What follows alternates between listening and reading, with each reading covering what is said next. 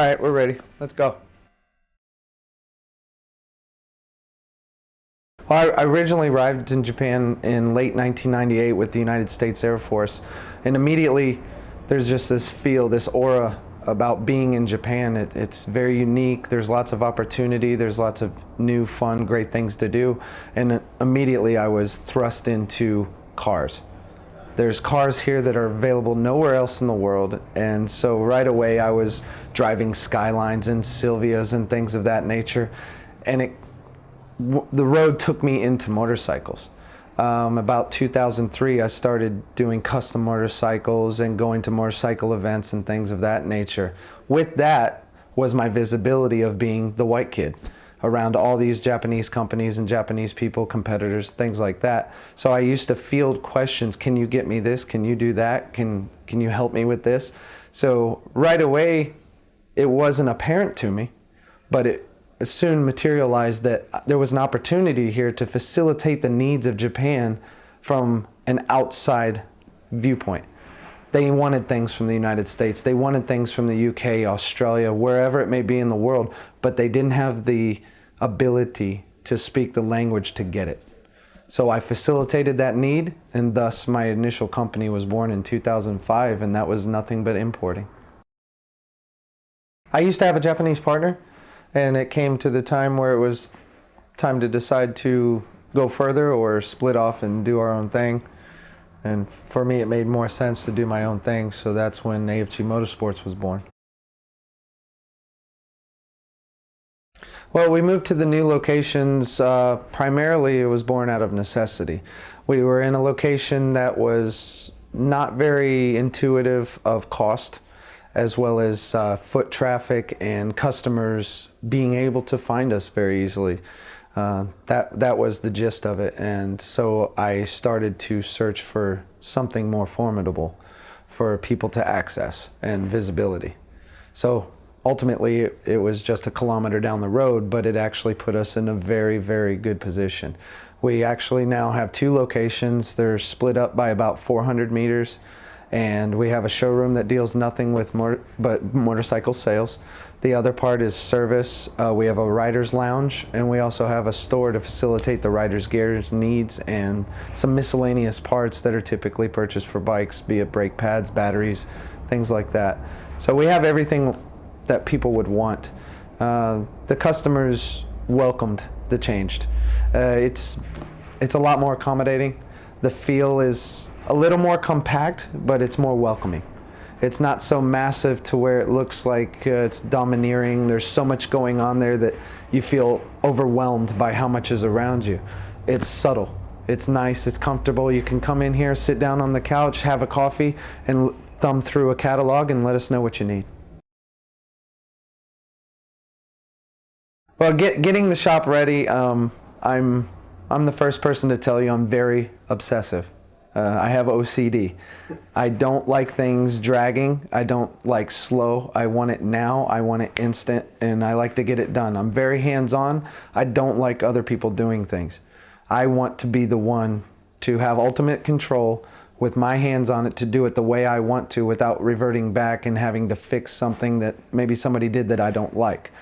It's not typically a bad thing because I love getting my hands dirty. I love doing the work. You'll see me out here sweeping the floors every day.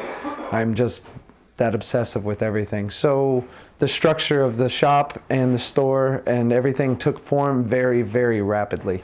I did the rider's lounge in one day, and that was laying down floor, painting the walls, putting up pictures, setting furniture.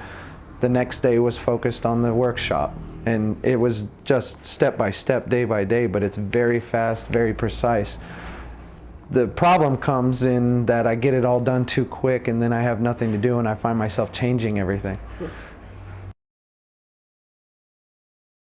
Well, the services at AFG Motorsports, primarily bike sales, as in used, new to the customer, of course. We can get anything the customer desires, from the common 250cc Honda to the more exotic Bimota DB7 or maybe a Desmo Sedici. So anything's available and we can get that. Then from there, our customers that purchase bikes here, they're welcome to come back for any typical service they need, or maybe they've had an incident where they need something repaired, tires, chains, spark plugs, oil changes, you name it, we can do it, but it's always on a case-by-case basis because I'm actually pulled in thousands of different directions weekly, so appointments are a necessity. Well, the main product line for AFG Motorsports is ICON. I used to be ICON's international director, so the relationship with ICON was already in place. So I distribute the entire product line to Japan. So everything from helmets to jackets to underwear, safety underwear with Kevlar in it, things like that. It's all available through me. For my direct customers, they get it at a more direct price. It's kind of a private outlet type ordeal. Where the store's not open every day. So when you catch the store open, you know you're going to come in and get a good deal. But the primary objective of the ICON in Japan is to distribute out to all the other motorcycle dealers that want it. So beyond that, we have literally a couple 100,000 product lines. If it's for two wheels, I can get it. Fortunately, we have great suppliers. Our Japanese suppliers can turn stuff around in 24 hours. Should they have it in stock. Sometimes it takes a little bit longer to get from the manufacturer if it's not on hand, and that goes with ICON, that goes with batteries, that goes with chains or whatever it may be. Fortunately though, the turnaround time is very fast. If I have it in the warehouse nearby, it's here instantly. All it takes is a drive over to get it. On top of that, if it has to come from the United States, say it's a particular jacket, the guy that comes in is a sumo wrestler. Well, we need a 4XL for him. We don't stock 4XLs. They just don't sell plentifully enough to keep abundance on hand. That's no problem because I can have it for him within about 72 hours.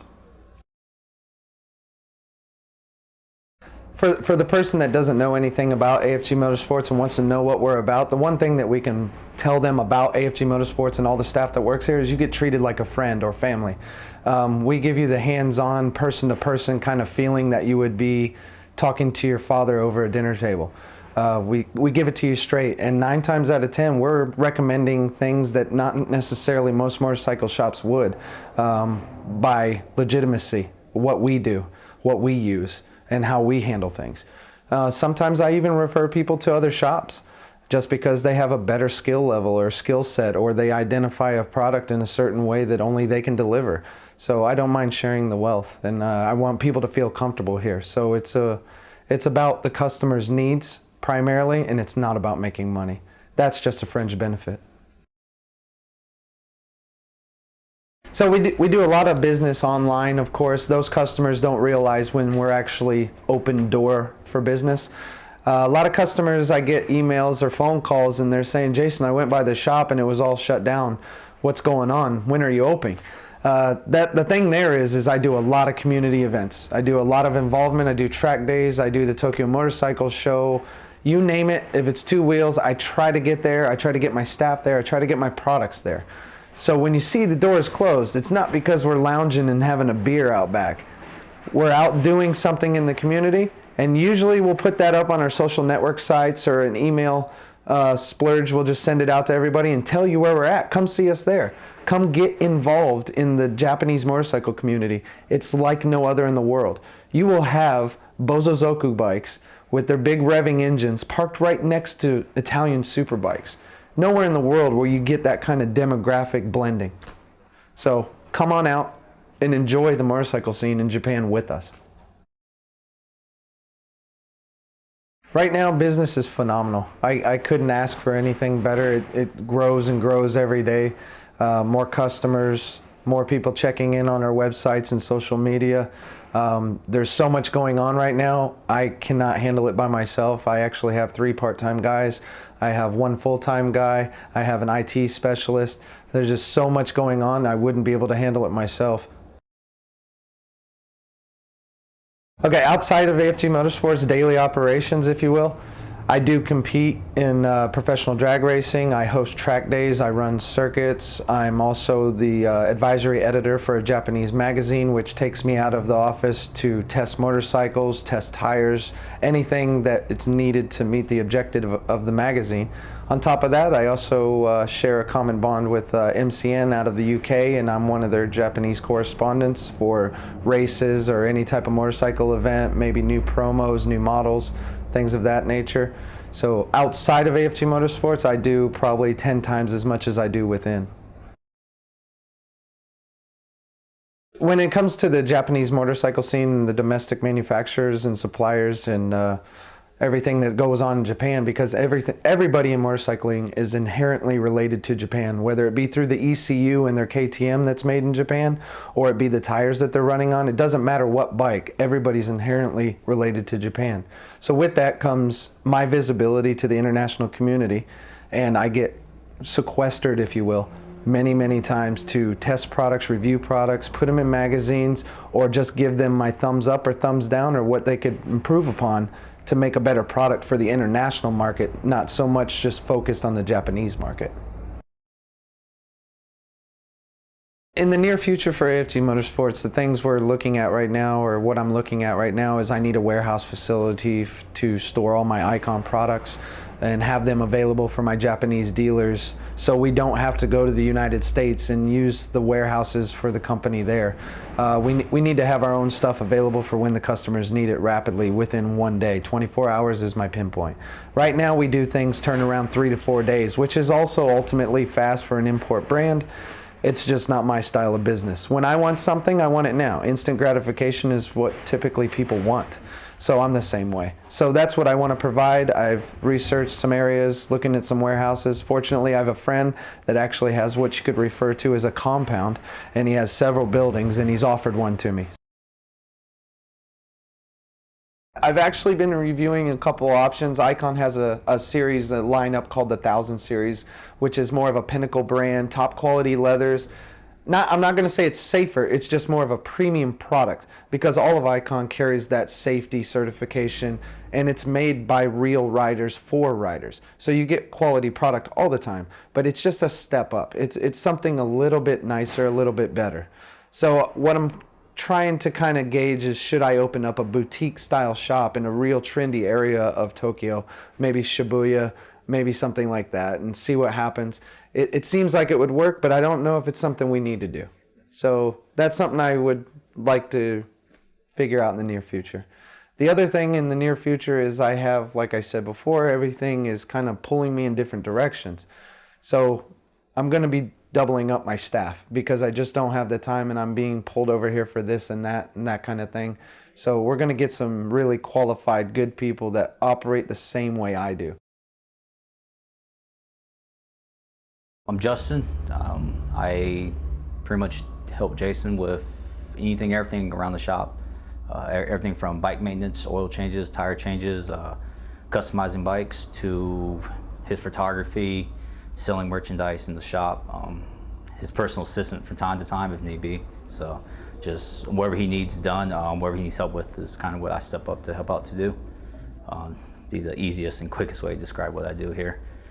I bought a bike, brought it in for service, started hanging out, just watching, looking at different bikes over the old shop. Went from him working my bike to I started working on my own bike a little bit. I rented space to work on my own bike to learn, asking questions, and then it went from that to one day he asked if I want to change oil for someone else's bike because he was backed up, and from there just kind of spiral out of control, to put it politely. And then that's kind of how I got started here, just hanging out and asking questions, trying to learn. So I do photography for him for his race events. This is actually one of the shots I got from one of his local track days with another rider from the shop. Most of his pictures you'll find on the websites and in magazines are most likely one of my shots. So, and then just random shots throughout the shop, just goofing off, having fun. And then just on the side, we do silly projects such as the clock you see up there. It's just spare parts laying around in a CD, really. and some stickers, and came out pretty cool. I get to work on bikes that I wouldn't dream of touching in the States. I've worked on everything from Ducatis, Aprilias, my Triumph. Jason only lets me touch his drag bike, KTMs, so I get to wrench on bikes that honestly in the States I would not even be allowed to look at. There's a couple things that I love about my job. And the two greatest aspects, I'm going to put in real simple terms for you. It's I'm on a permanent vacation and living a dream. I get to do whatever I want because it's my business and it just happens to be fun. I get to mess with motorcycles every day and I get paid for it. I get to demo bikes and I get paid for it. I get to use products and I get them free, or I get paid to use them. So I'm living a dream, and fortunately I've been able to position myself in the motorcycle industry to garner that need and respect that people come to me with those offerings. So a lot of people ask me, why do I live in Japan? Why do I operate my business in Japan?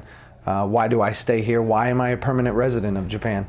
And that goes back to that permanent vacation. Every day I wake up, I'm eager to get out and do new things and see new things. And it doesn't feel like I have an obligation to return anywhere or do the same normal day to day. So every day is a new experience, so I'm on a permanent vacation. Yes and no. It took a lot of hard work to get where I am right now. It takes a lot of determination. It takes a lot of time away from my family. I have to give to get. Yes, it's fun. Yes, I'm doing exactly what I want to do with my life, but it's a lot of hard work. It's a lot of communication. It's a lot of book work. It's a lot of everything. So there's only so much time in a day, and usually I'm spending about 16 to 18 hours a day doing it. I typically only sleep about 4 or 5 hours a night. And as soon as I get up, I'm checking my email. I'm doing this, doing that. I'm not only facilitating my customers' needs, but my self-preservation. I'm just focused.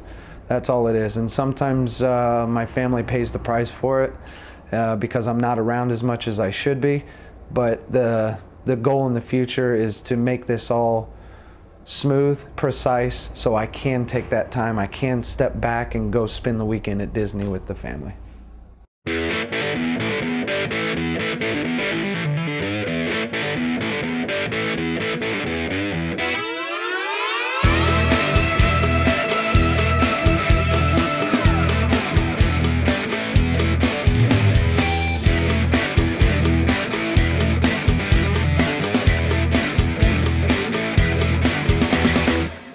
I just wanted to, like, some of the stuff I say is going to come off like I'm a prick.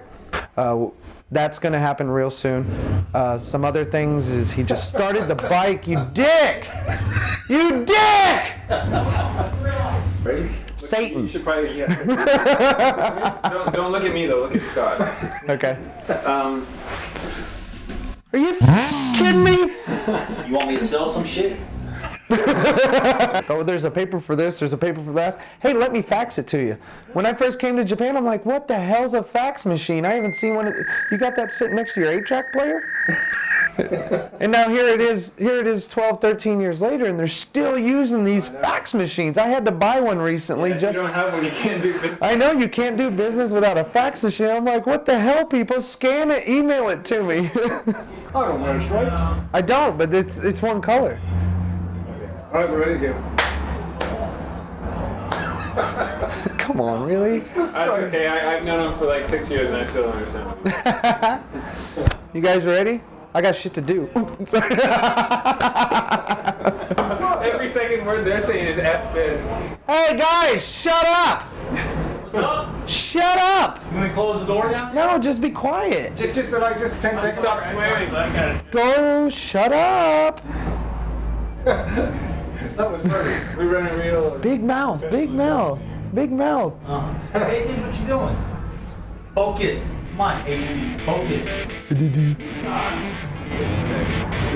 Are we good? Yeah, go for it. Go for it. No, I just did. Oh, was that it?